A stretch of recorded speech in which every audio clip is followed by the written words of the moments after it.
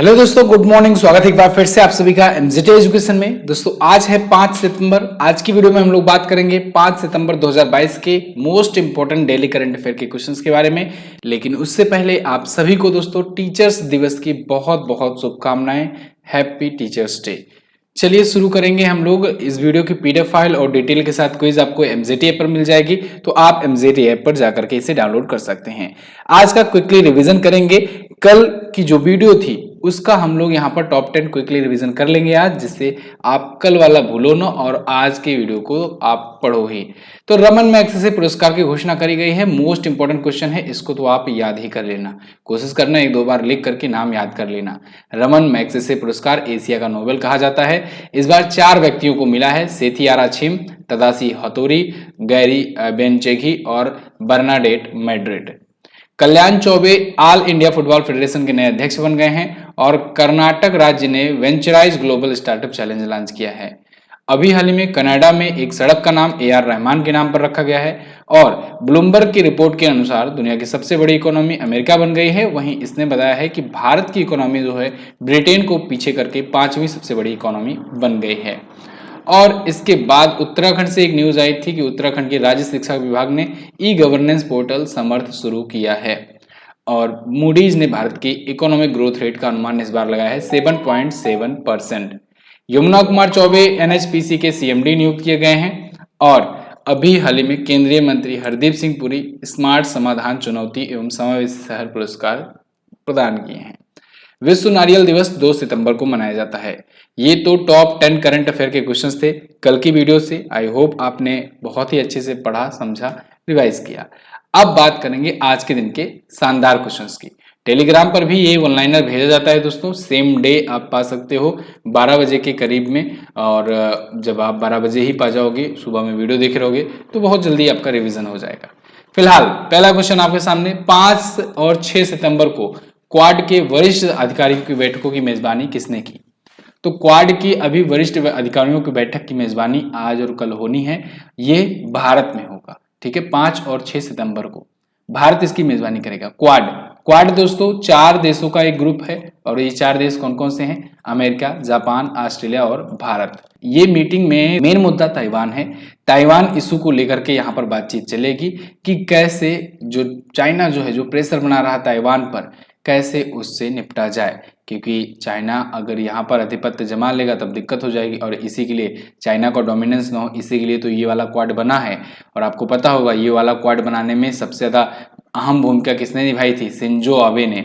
Shinzo Abe ने। और Shinzo Abe की अभी हाल ही में हत्या कर दी गई है, ये भी आप सुने होंगे। तो उसके बाद से, उस घटना के बाद से ये शायद पहली मीटिंग है, तो यहाँ पर उनको ट्रिब्यूट भी दिया ही जाएगा। फिलहाल 5 और 6 सितंबर को यानी आज और कल ये होगा। सीनियर ऑफिसर्स की मीटिंग है ये। ओके, क्वाड ग्रुप याद रखिएगा। एक क्वाड 2.0 भी बना है। क्वाड 2.0 के भी बारे में मैंने आपको बताया था कि उसे I2U2 ग्रुप भी कहा जा रहा है। I2U2 का मतलब क्या? इंडिया इजराइल, इंडिया इजराइल और U2 से हो जाएगा यूएसए और यूएई। ठीक है, तो ये 4 देश हैं क्वाड 2.0 में। लेकिन क्वाड 2.0 वाला वो दूसरा मैटर है। मतलब यहाँ पर तो ये वाला तो क्वाड स्थापित किया गया है चाइना को काउंटर करने के लिए। यहाँ पर ये वाला जो है ना, ये एक इकोनॉमिक टाइप का है, मतलब अर्थव्यवस्था या आर्थिक दृष्टिकोण से ये बनाया गया है। ठीक है, इसमें किसी को काउंटर या किसी को वो करने के लिए नहीं बनाया गया है। तो दोनों क्वाड ग्रुप आपको पता होना चाहिए। आगे बढ़ते हैं। 5वां राष्ट्रीय पोषण माह कब से कब तक मनाया गया? तो देखो दोस्तों, राष्ट्रीय पोषण माह हो या राष्ट्रीय पोषण सप्ताह हो, ये सितंबर महीने में ही शुरू होता है।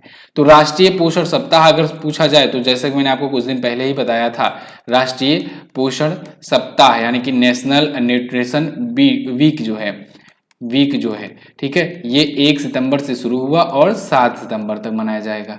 और राष्ट्रीय पोषण माह पूछा जाए तो ये भी 1 सितंबर से शुरू हुआ और 30 सितंबर तक मनाया जाएगा। ठीक है, दोनों ही इंपॉर्टेंट है, पूछा जा सकता है। और ये हर महीने होता है सेम ऐसे ही, ठीक है ना। मतलब सितंबर का महीने जो है वो नेशनल न्यूट्रिशन मंथ घोषित किया गया है। 2018 से ही ये मनाया जाता है। तो इस बार ये 5वां संस्करण था।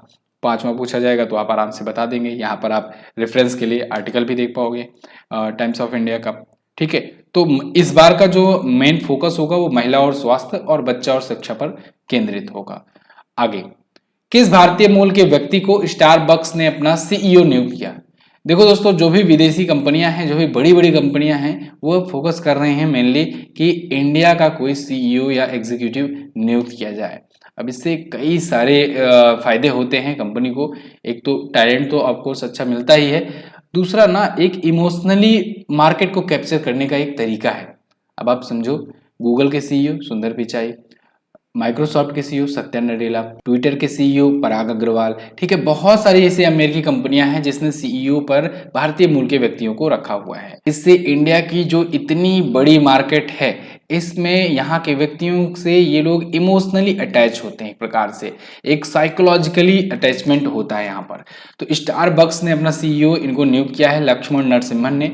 मैं ये नहीं कह रहा हूँ कि इंडिया के जो व्यक्ति हैं वो टैलेंटेड नहीं है, वो इस पद के काबिल नहीं है, बिल्कुल हैं, लेकिन यहाँ पर आजकल ना ये देख रहे हैं कि बड़ी बड़ी कंपनियां, जैसे कि आप देख लो सत्या नडेला और सुंदर पिचाई, ये दो व्यक्ति ऐसे हैं जिन्होंने काफी ऊंचाइयों तक पहुंचाया गूगल और माइक्रोसॉफ्ट को, और साथ ही साथ इससे कितना इंडियंस जो हैं वो इमोशनली अटैच हुए। और मुझे लगता है लगभग सभी को, जो भी पढ़ने वाला या कुछ भी ऐसा थोड़ा मोड़ा जानकार व्यक्ति होगा, उसको पता होगा कि गूगल और माइक्रोसॉफ्ट के सीईओ भारतीय हैं, ठीक है। तो ये चीज का फायदा ये लोग उठा रहे हैं कि उन दोनों ने इतनी प्रसिद्धि हासिल कर ली है कि अब इसका फायदा हम लोग भी उठा सकते हैं।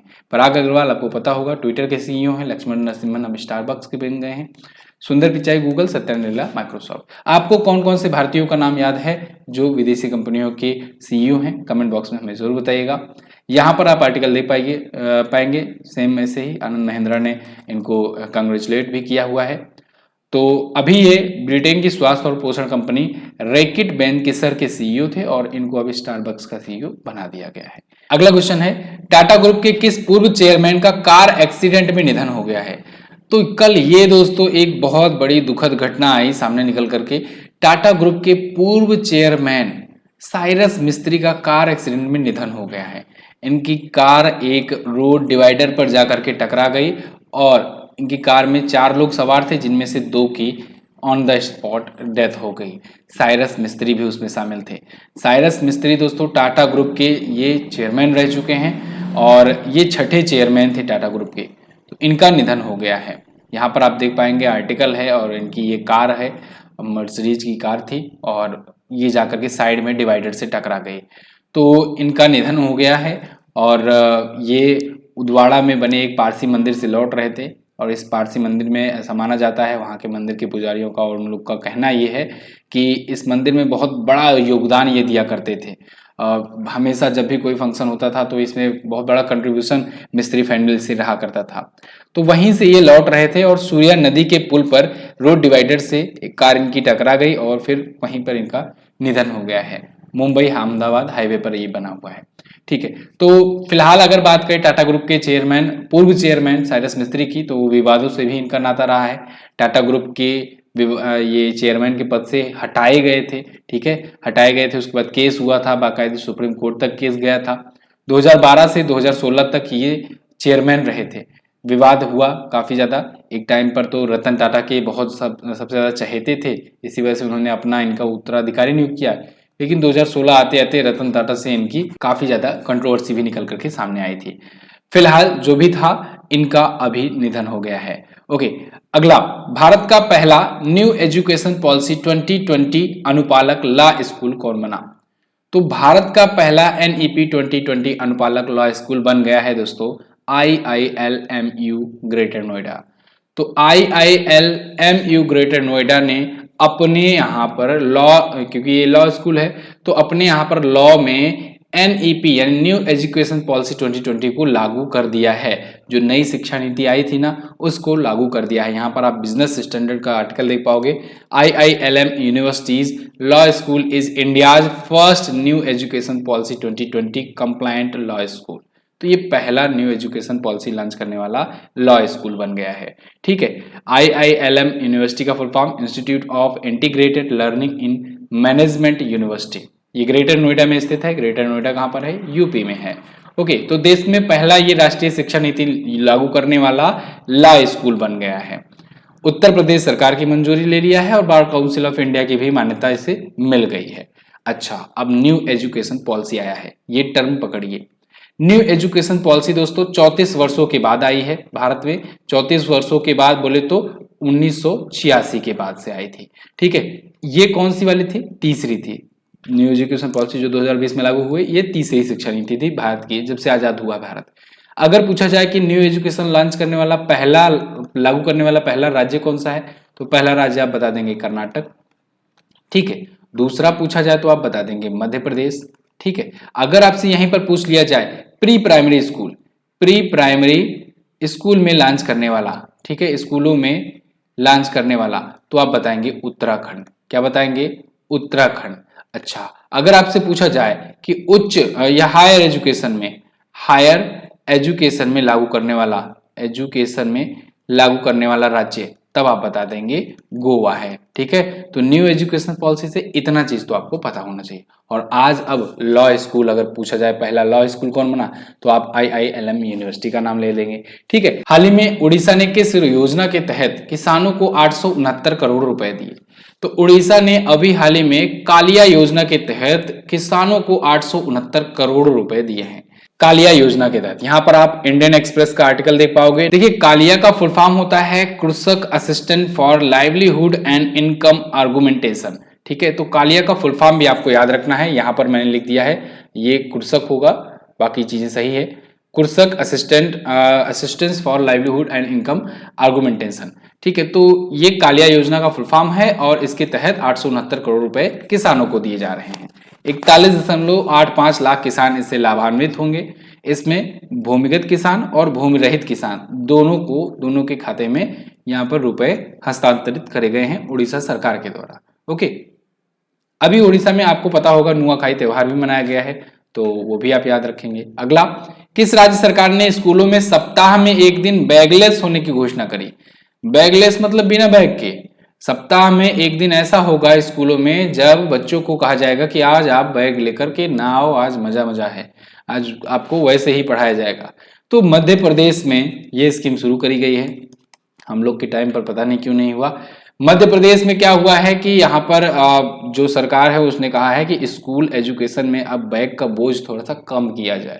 ठीक है, तो इस पर काम करने के लिए एक दिन तो बिल्कुल बैगलेस करने को कर दिया गया है, और साथ ही साथ कुछ क्लासेस में या बाकी क्लासेस में कोशिश किया गया है कि बैगों का जो बैग है उसका बोझ कम किया जाए, मतलब कि कम किताबें या फिर किताबें ऐसी जिसमें ज़्यादा से ज़्यादा सिलेबस ना हो, सिलेबस कम हो। ठीक है, तो ऐसा सिस्टम किया जाए जिससे बच्चों का पीठ का बोझ थोड़ा सा कम हो सके और प्रेशर भी कम हो सके। तो मध्य प्रदेश ने ये सब किया है। और देखिए, सप्ताह में एक बैग न ले जाने की छुट्टी है एक दिन, और दूसरी हल्के स्कूली बैग की नीति प्रस्तुत करने को कहा गया है। अब वहाँ का स्कूल शिक्षा विभाग जो है वो इस पर रिपोर्ट जारी करेगा कि कैसे करके, क्या कुछ करके बैग का बोझ कम किया जाए, क्या सिलेबस को मर्ज किया जाए या फिर कुछ डे बाय डे डिवाइडेशन किया जाए। ये सब वहाँ की जो भी पॉलिसी बनेगी वो वहाँ पर रिपोर्ट सौंपेंगे। ठीक है, फिलहाल मध्य प्रदेश से आपको याद रखना है कि सप्ताह में एक बार बैगलेस होने की घोषणा किया हुआ है। और अभी मैंने कुछ देर पहले आपको बताया कि नई शिक्षा नीति लागू करने वाला ये दूसरा राज्य भी है मध्य प्रदेश। मध्य प्रदेश के बारे में अगर बात करें आपको, तो अभी आपको पता होगा कि इंदौर में अभी क्वेश्चन आया था कि इंदौर में अगला वाला जो प्रवासी भारतीय सम्मेलन है वो होने वाला है। इंदौर मध्य प्रदेश में ही तो है, सबसे स्वच्छ सिटी।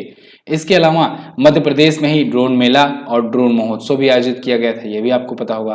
तानसेन विश्व संगीत महोत्सव भी यहीं पर मध्य प्रदेश में ही हुआ था। ठीक है, मध्य प्रदेश ने ही अभी हाल ही में दोस्तों भारत का पहला बायोमास आधारित हाइड्रोजन संयंत्र स्थापित किया है। मध्य प्रदेश में ही दुनिया का सबसे बड़ा फ्लोटिंग सोलर प्लांट स्थापित किया गया है। ठीक है, ये सारे क्वेश्चंस आप मध्य प्रदेश से याद रखेंगे। अगला, हाल ही में किस राज्य सरकार ने महिलाओं के लिए महिला निधि नामक ऋण योजना शुरू करी? तो महिला निधि नामक ऋण योजना शुरू करी है दोस्तों राजस्थान सरकार ने। अब देखो, राजस्थान बन गया है दूसरा राज्य बन गया है जो महिला निधि नाम की एक ऋण योजना शुरू किया है, इस टाइप की योजना शुरू किया है। देखो, ऐसा नहीं है कि महिला निधि नाम से ही बाकी जो दूसरा राज्य है उसने लागू किया था। एक्चुअल में ये एक महिलाओं के लिए एक लोन स्कीम जो है सेम ऐसे ही तेलंगाना सरकार ला चुकी है। ठीक है ना, तेलंगाना सरकार ला चुकी है, ये पहला राज्य बना था, लेकिन ऐसे ही स्कीम राजस्थान भी अब लाया है। ये स्कीम क्या है इसको समझो आप। देखो इसके तहत क्या होगा ना, विमेन्स को, महिलाओं को एक प्रकार से लोन दिया जाएगा बहुत ही आसान तरीके से, मतलब गए लेने और मिल गया, इस टाइप से लोन मिलेगा। तेलंगाना की ही तर्ज पर राजस्थान ने भी इसे लॉन्च करने की घोषणा करी हुई है और उस लोन को ऐसी महिलाओं को दिया जाएगा जो अपना खुद का व्यापार शुरू कर रही हों, यानी एंटरप्रेन्योरशिप की तरफ जा रही हों। विमेन एंटरप्रेन्योरशिप को बढ़ावा मिलेगा इससे, ठीक है। तो देखिए फाइनेंस फॉर एमएसएमईज, तो credit and finance for MSMEs है, यानी micro small and medium enterprises को शुरू करने वाली महिलाओं के लिए है। तो 48 घंटों के भीतर तो 40,000 रुपये तुरंत ट्रांसफर कर दिए जाएंगे और 40,000 रुपये 15 दिनों के भीतर ट्रांसफर किए जाएंगे। तो ये लोन दिया जाएगा राजस्थान सरकार के द्वारा और मोस्ट प्रोबेबली ये इंटरेस्ट फ्री लोन हो। ओके, तो तेलंगाना के बाद राजस्थान बन गया है दूसरा ऐसा राज्य ऐसा चीज करने वाला। राजस्थान से रिलेटेड अगर आपको पता हो तो अभी मैंने कुछ दिन पहले ही बताया था कि राजस्थान में राजीव गांधी ग्रामीण ओलंपिक खेल की शुरुआत हो चुकी है। इसमें 30 लाख ग्रामीणों ने हिस्सा लिया है, पंजीकरण कराया हुआ है। इसमें 6 प्रकार के गेम खेले जा रहे हैं। और इसके अलावा आपको अभी याद होगा कि राजस्थान सरकार ने तेलंगाना सरकार के साथ एक और समझौता किया था महिला बैंक की स्थापना के लिए, ठीक है। इसके अलावा भारत में पहली लोक अदालत हो, भारत की पहली लोक अदालत हो और राइट टू हेल्थ बिल हो। राइट टू हेल्थ बिल बहुत इंपॉर्टेंट है, इसको आप याद रखेंगे। राइट टू हेल्थ बिल कौन लाया? ये राजस्थान लाने वाला पहला राज्य है भारत का। ओके, जगदीप धनखड़ जी राजस्थान से ही थे जो अब वाइस प्रेसिडेंट ऑफ इंडिया बन चुके हैं। जगदीप धनखड़, ठीक है, वो पश्चिम बंगाल के पूर्व गवर्नर भी रह चुके हैं। इसके अलावा भारतीय सेना ने सुरक्षा मंथन का अभ्यास अभी हाल ही में राजस्थान में ही किया था और बहुत सारी चीजें हैं जो राजस्थान से आप रिवाइज कर सकते हैं। आगे बढ़ते हैं। हाल ही में किस राज्य के मुख्यमंत्री ने दिल्ली एनसीआर की तर्ज पर राज्य राजधानी क्षेत्र विकसित करने की घोषणा करी? ये बहुत बड़ा क्वेश्चन है, बहुत इंपॉर्टेंट क्वेश्चन भी है, इसको आप याद रखेंगे। अभी हाल ही में उत्तर प्रदेश सरकार ने घोषणा करी है कि दिल्ली एनसीआर, दिल्ली में जो नेशनल कैपिटल रीजन है ना, उसी की तर्ज पर हम स्टेट कैपिटल रीजन बनाएंगे। जो हमारी राजधानी है लखनऊ, उसको स्टेट कैपिटल रीजन के तर्ज पर और ज्यादा उसका विस्तार करेंगे, ठीक है। स्टेट कैपिटल रीजन समझो इस चीज को, जैसे दिल्ली है तो दिल्ली एनसीआर बनाया गया है। एनसीआर क्या है? National capital region. इसके तहत क्या होगा कि जैसे इतने में दिल्ली था ना, इसको और विस्तारित किया गया है, यानी कि आसपास के जो राज्य हैं, जैसे उत्तर प्रदेश अपना बॉर्डर लगाता है, ठीक है ना, जो भी राज्य, हरियाणा बॉर्डर लगाता है, तो इन राज्यों का थोड़ा थोड़ा एक एक जिला लेकर के, आधा आधा कुछ कुछ हिस्सा लेकर के उनको भी डेवलप किया जाएगा, जिससे इसका थोड़ा सा दायरा बढ़ सके और इन पर चीजों को और ज्यादा डेवलपमेंट में लाया जा सके। ऐसे ही अब लखनऊ में होगा एससीआर। एससीआर बोले तो क्या? State capital region. ये नेशनल कैपिटल रीजन है, ठीक है, राष्ट्रीय राजधानी क्षेत्र, और ये होगा राजकीय राजधानी क्षेत्र यानी कि स्टेट कैपिटल रीजन। तो ये लखनऊ में ऐसा बनाया जाएगा। तो इसकी घोषणा योगी आदित्यनाथ जी ने करी हुई है। अब इसके तहत आसपास के जो जिले हैं जैसे उन्नाव, सीतापुर, रायबरेली, बाराबंकी, कानपुर, इनको इसके अंदर लाया जाएगा और इनको भी डेवलप किया जाएगा। अब ऐसा नहीं कि पूरा पूरा सभी जिलों को लाया जाएगा, नहीं, इसके कुछ कुछ एरिया को लाया जाएगा इसके अंतर्गत, ठीक है। और उसके लिए बिल्कुल रोड मैप तैयार किया जा रहा है, आगे आने वाले टाइम पर आपको देखने को मिलेगा। आगे उत्तर प्रदेश में आपको एक पॉइंट ये भी तो याद होगा, अभी मैंने कल या परसों में बताया था कि उत्तर प्रदेश की राजधानी लखनऊ में ही भारत की पहली नाइट सफारी स्थापित हो रही है, सिंगापुर के तर्ज पर, याद रखना है, वो भी इंपॉर्टेंट है। अगला, हाल ही में किस स्पेस एजेंसी ने फैंटम गैलेक्सी की स्पष्ट तस्वीर खींची है? तो अभी हाल ही में नासा ने फैंटम गैलेक्सी की एक स्पष्ट तस्वीर खींची हुई है। फैंटम गैलेक्सी एक और गैलेक्सी है, एक और आकाशगंगा है, ठीक है ना, आकाशगंगा है। इसका नाम क्या है? इसका नाम है M74। क्या नाम है? M74 नाम है। इस गैलेक्सी का अभी स्पष्ट तस्वीर खींचा हुआ है नासा ने और इसे जारी किया है। नासा का ही बहुत ही खूबसूरत अभी एक टेलीस्कोप बना है, जेम्स वेब स्पेस टेलीस्कोप। तो इसी के द्वारा ये फोटो खींची गई है, तस्वीर खींची गई है। जेम्स वेब स्पेस टेलीस्कोप दोस्तों, ये अभी नासा ने शायद पिछले ही वर्ष लॉन्च किया हुआ था। तो इसने 32 मिलियन प्रकाश वर्ष दूर स्थित एक फैंटम आकाशगंगा का विवरण का खुलासा किया हुआ है। इसमें नासा के साथ मदद किया है ईएसए ने, यानी यूरोपियन स्पेस एजेंसी ने भी, और M74 नामक आकाशगंगा की खोज हुई है जो कि मीन राशि के नक्षत्र में स्थित है।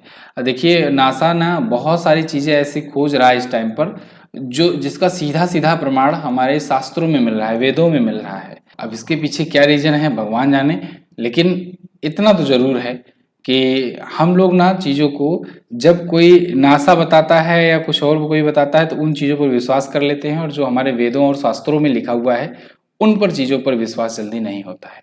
फिलहाल जो भी है, नासा से रिलेटेड ये क्वेश्चन था, तो 1958 में इसकी स्थापना हुई थी दोस्तों, और वर्तमान में इसके अध्यक्ष हैं बिल नेल्सन। इसका हेडक्वार्टर वाशिंगटन डीसी में है। ये थे आज के दिन की टॉप 10 करंट अफेयर के क्वेश्चंस। आई होप आपको वीडियो आई होगी पसंद। वीडियो अगर पसंद आई है उसे लाइक और शेयर कीजिएगा। कल के क्वेश्चंस की बात करेंगे तो अंडर 17 महिला विश्व कप के बारे में आपसे पूछा गया था, इंडिया में ही आयोजित होने वाला है, और ऑल इंडिया फुटबॉल फेडरेशन इस पर बैन लगा था फीफा का, और ये बैन अब हटा दिया गया है, तो इस वजह से अब भारत में ये आयोजित सक्सेसफुली कराया जा सकता है। आंध्र प्रदेश में लोकसभा सीटों की संख्या 25 है, 25 सीटें लोकसभा में जाती हैं आंध्र प्रदेश से। इन दोनों ही क्वेश्चंस के बारे में जिन लोगों ने आंसर किया था डिटेल में और शानदार एक्सप्लेनेशन के साथ, उनके नाम है महेंद्र हेमब्रोम, रविशंकर, पूजा कुमारी, प्रवीण त्रिपाठी, रविकांत कुमार, सुष्मिता साहू, साक्षी चौहान, उषा साहू और नवीन कुमार। आप लोग भी डिटेल में जरूर आंसर किया करो। आज का क्वेश्चन आपके लिए है, AR रहमान को किस वर्ष पद्म भूषण से सम्मानित किया गया था। अगला क्वेश्चन, किस बैंक ने विजिल आंटी अभियान शुरू किया। दोनों क्वेश्चंस के बारे में आपको जो भी पता होगा कोशिश करना डिटेल में एक्सप्लेन करने की। चलिए एक बार फिर से आप सभी को शिक्षक दिवस की बहुत बहुत शुभकामनाएं। मिलते हैं दोस्तों अगले दिन की वीडियो में, तब तक के लिए नमस्कार, जय हिंद, वंदे मातरम।